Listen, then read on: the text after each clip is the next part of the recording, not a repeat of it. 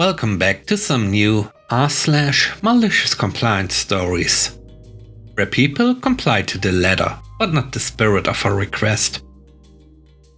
I hope you had a great day. The first story is called How to Manage Your Manager. I had a jerk of a sales manager, IT system sales, who would micromanage everything. He was a caffeine and nicotine addict to boot, always living on the edge. In some ways, I understood his drive for ultimate perfection, but sadly, he passed from stress in his 50s. Whilst this is not his story, he was the cause.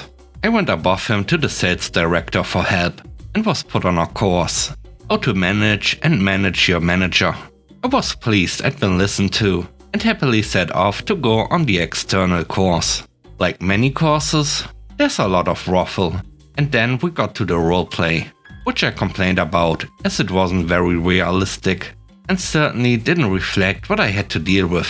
The smug presenter said, "Okay, you be your manager." Then he told X to be the employee, saying to him, "I show you and the others how to easily deal with the situation."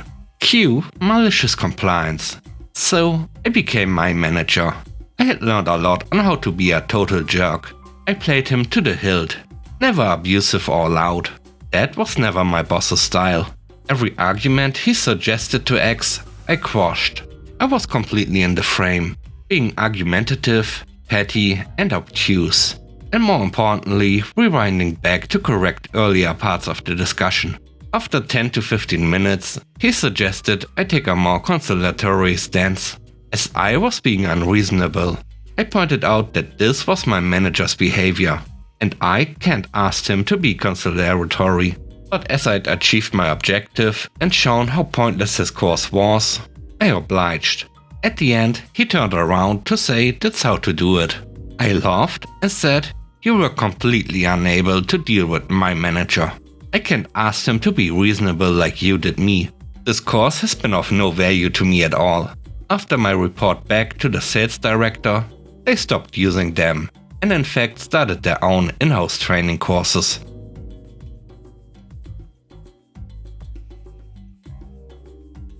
The next story is called Follow the Contract. I work as an account manager for a food distribution company. We work with a chain account and service all of their locations in our state.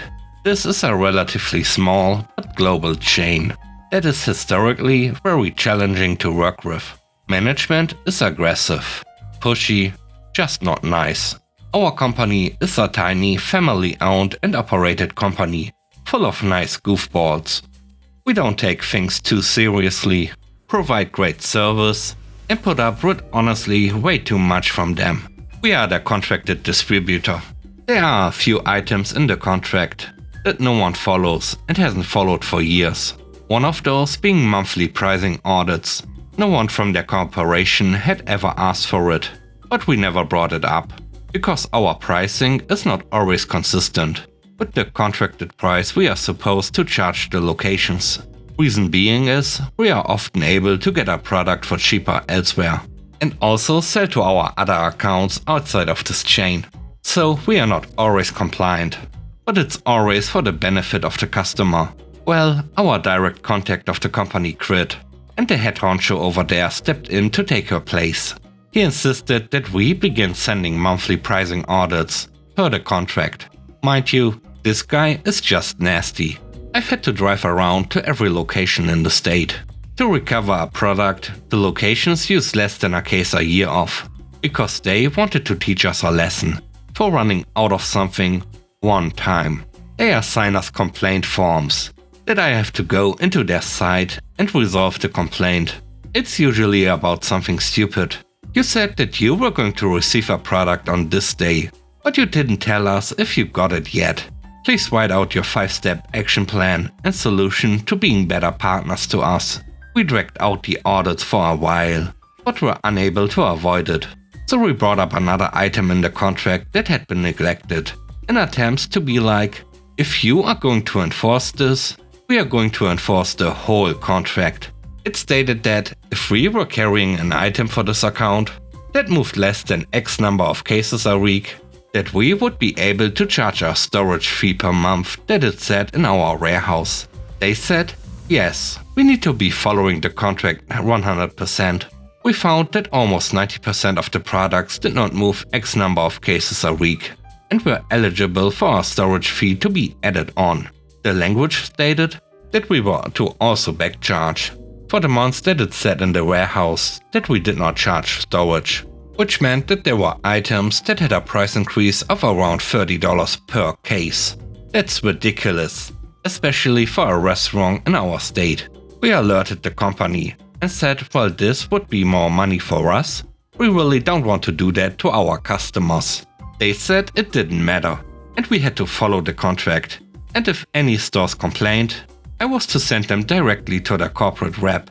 The updated contract pricing went into effect, effectively bumping up pricing on their most popular items by about 10% and the storage pricing by about 30% on their lowest moving items, increasing overall pricing by about 25%. Stores are livid. It's totally bad for them, and I feel super badly about it, but it's a result of their corporate. The best part is, now I get these complaints things about pricing all day long, and I just got to take their corporate representatives to deal with it instead. I have less work and we make about 25% more of an account. They wanted us to follow the contract, right? The last story is called Micromanager. Someone in my department at work isn't pulling their weight, so everyone in the department across all branches is to now do this little tally sheet of how much of each task we do every day and how long it takes us. I call it a babysitting sheet. We've been doing them for a year as of May 1st. At this point, most managers don't care if we turn it in every day, as long as we get them in every week. But one manager is a micromanager, and not even the manager of my branch. It's been a busy week. I was going to send my management my sheets at the end of the week, like a lot of other people do. Instead, the micromanager from another branch emails me like, "Oh, I haven't gotten any sheets from you in a week," and doesn't even CC my manager on the mail. So she wanted the sheets. I sent them. I sent her an apology email. Then I sent each sheet in a separate email and separate attachment. So now she has 5 emails from me in her inbox. And just to be petty, since she asked us to write everything we do all day, I wrote, "Email manager my tally sheet," and then put 5 tallies next to it. Thanks for watching the video. I hope you enjoyed it. If you did, please don't forget to leave a like, comment and subscribe. And if you have time, watch another one of my videos. And now, I hope you have a great day. See you soon. Bye bye.